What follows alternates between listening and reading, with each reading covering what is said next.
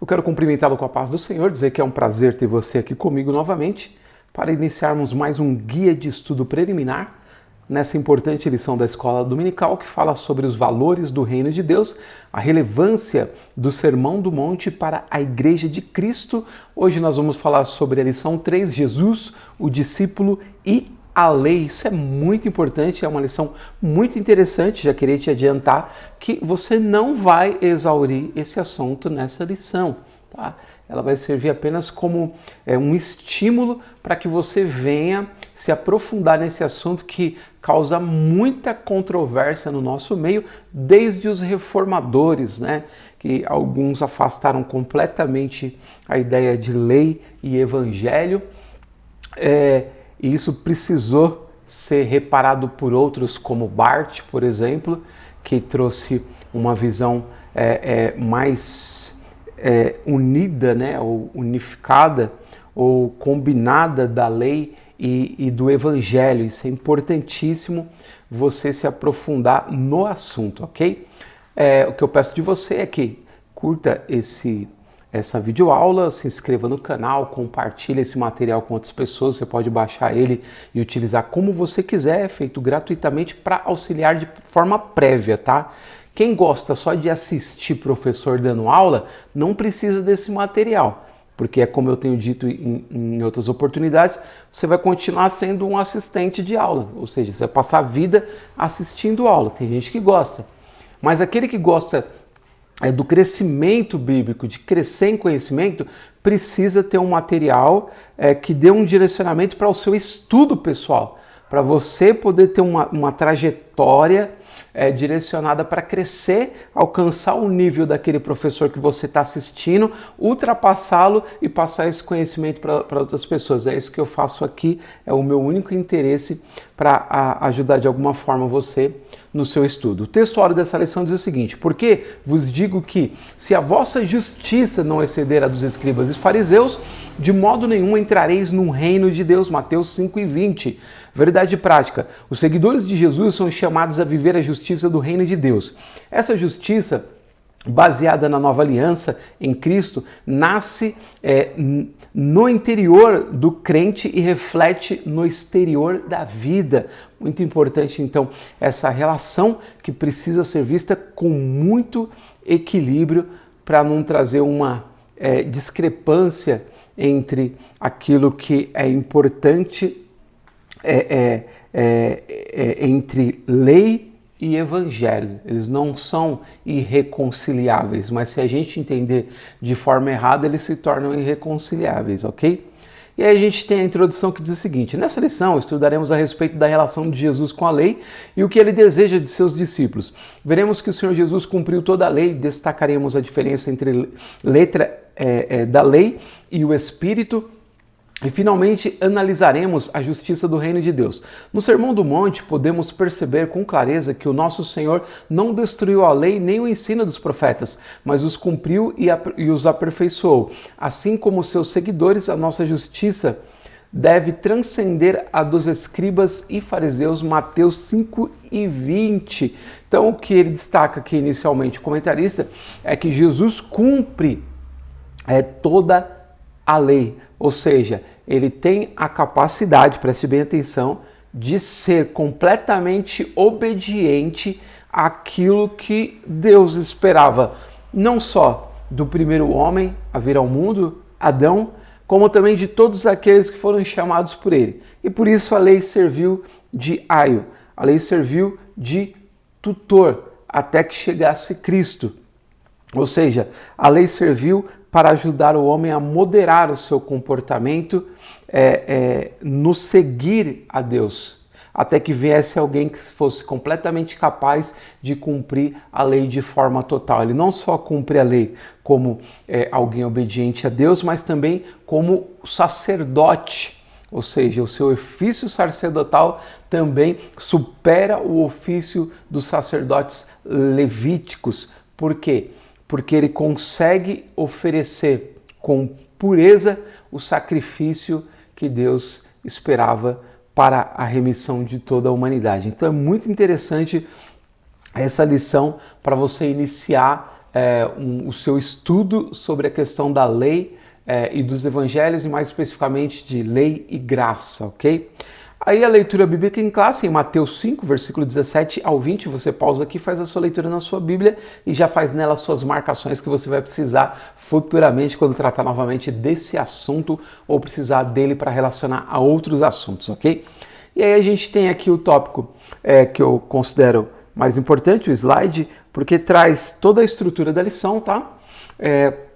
Tudo aquilo que o comentarista vai tratar ao longo dessa lição está aqui, nesse slide, que mostra então tópico 1, tópico 2 e tópico 3 e os seus subtópicos. Então é importante que você pause aqui, dê essa leitura, porque você vai conseguir entender o ponto de partida do comentarista e até onde ele vai conduzir a lição e por quais caminhos ele vai passar. Certamente o que ele traz aqui, como eu disse inicialmente, não exaure o assunto de forma alguma. É impossível falar sobre lei e graça numa aula de 70 minutos. Impossível, impossível. Até para os professores é assunto difícil para se estudar ao longo de uma semana e passar para os alunos. Então, é apenas um ponto de partida para você iniciar o seu estudo nessa importante lição, ok? E aqui eu trouxe algo interessante, antes da gente passar para o próximo slide, que é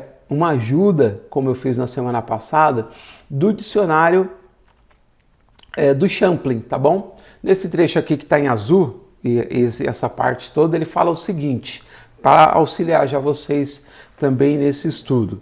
Muitas páginas falando sobre isso aqui, que ele traz, mas eu selecionei só esse pedacinho para não tumultuar o assunto e trazer informação que possa agregar algum valor.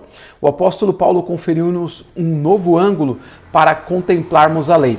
Apesar de seus escritos incorporarem os preceitos morais da lei, e esses preceitos naturalmente serem obrigatórios para todos os homens, contudo, até mesmo esses preceitos devem ser agora vistos como cumpridos por intermédio do ministério capacitador do Espírito Santo, e não por causa dos próprios recursos dos seres humanos. Ver Romanos 8:1, a gente vai passar muito por Romanos, né, durante essa lição. Ademais, Paulo eliminou da observância da lei toda a ideia de merecimento humano, salientando única e exclusivamente a lei do Espírito. Então, muito interessante isso daqui para ajudar. Esse aqui é do dicionário Champlin, tá bom? Eu vou ver se eu consigo deixar a descrição para você acessá-lo. Se você quiser comprar, por exemplo, esse dicionário, é um dicionário excelente. Tudo que o Champlin escreveu é de excelência e esse dicionário também tá?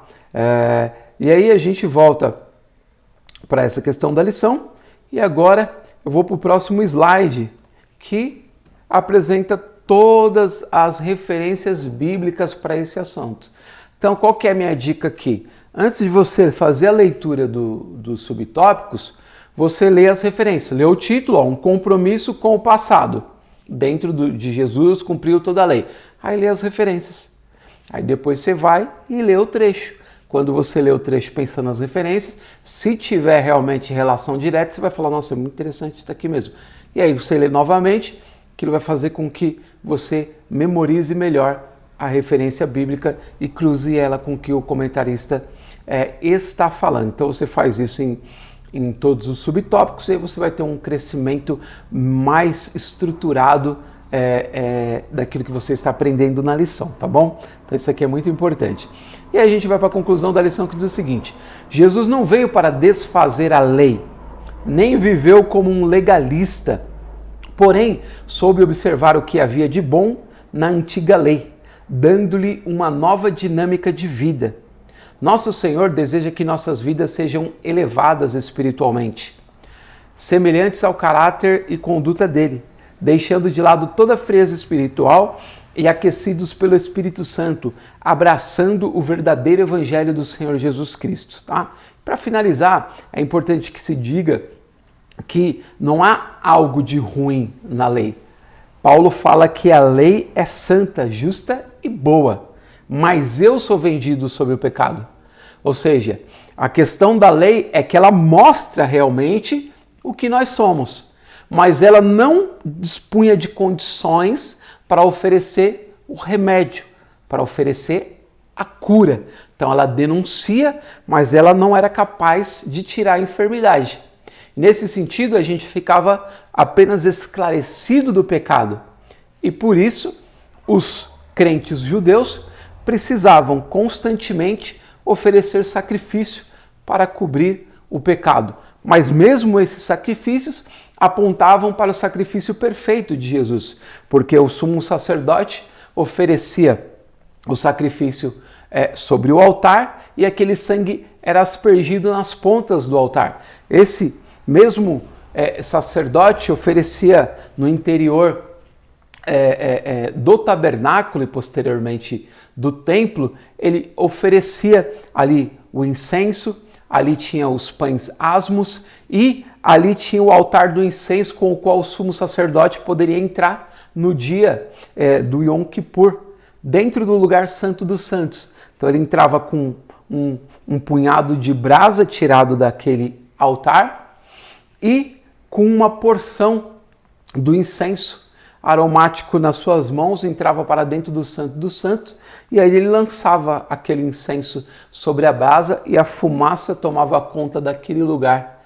E aqueles dois querubins, um de frente para o outro, olhando para a tampa do propiciatório, de ouro puro era aquela tampa, e aquela imagem e todo aquele simbolismo evocava a presença de Deus, que ali se fazia presente com o sacerdote e se agradava do sacrifício, e ali era expiado o pecado do povo. Tudo aquilo era um grande símbolo sobre o propiciatório, que tem o sentido de aplacar, né? Propiciação, propiciar tem o sentido de aplacar o furor, tornar agradável, tornar favorável. E João vai dizer lá na sua primeira carta que Jesus é a propiciação pelos nossos pecados. Então aquela tampa do propiciatório de ouro puro com aqueles querubins olhando um para o outro, de ouro puro também fixados naquela tampa, era um símbolo daquilo que Jesus iria realizar de forma perfeita por nós, dando a ideia de que Deus nos aceita com o sacrifício de Jesus no Santo dos Santos. Por isso o véu é rasgado de alto a baixo e nós temos acesso agora a Deus pelo sacrifício de Jesus. Então, nesse sentido, a lei, ela apoia tudo aquilo que foi realizado por Jesus. Ela testifica e ela dá o respaldo. Então, cuidado para não fazer uma separação em que a lei seja algo que não tem valia e aquilo que Jesus trouxe é completamente independente dela. Não, ele cumpriu a lei. Ele cumpriu a lei, muitas pessoas falam assim, ele cumpriu a lei, a gente não precisa cumprir. Toda parte da lei moral nós precisamos cumprir, mas não é meritório. Nós cumprimos porque somos transformados pelo poder do Evangelho e nos tornamos homens e mulheres semelhantes ao Filho de Deus no comportamento. E aí isso se traduz em ética e moral, uma vida que glorifica Deus e é em favor do outro e para a glória de Deus. Por isso é uma vida que é baseada em amor. Como o Senhor Jesus disse que tudo que quereis que os homens vos façam, fazeis a eles também, porque essa é a lei e os profetas. O apóstolo Paulo diz que toda a lei ela se resume em amar o próximo como a ti mesmo. Então, toda a lei se resume no amor. O amor de um coração puro, que faz a vontade de Deus. Então é muito interessante trazer essa ideia para essa lição, para você fazer a medida ou entender a medida correta entre a lei e o Evangelho e se aprofundar nesse assunto, porque é muito importante e o nosso povo é muito leigo nessa questão e por isso há muita dúvida, muita contradição e muito erro em relação à questão da lei e do Evangelho, ou seja, a relação entre lei e Evangelho. Espero ter ajudado de alguma forma, desejo a você uma excelente aula e se Deus quiser nós nos veremos novamente na semana que vem. Deus abençoe a sua vida e até lá.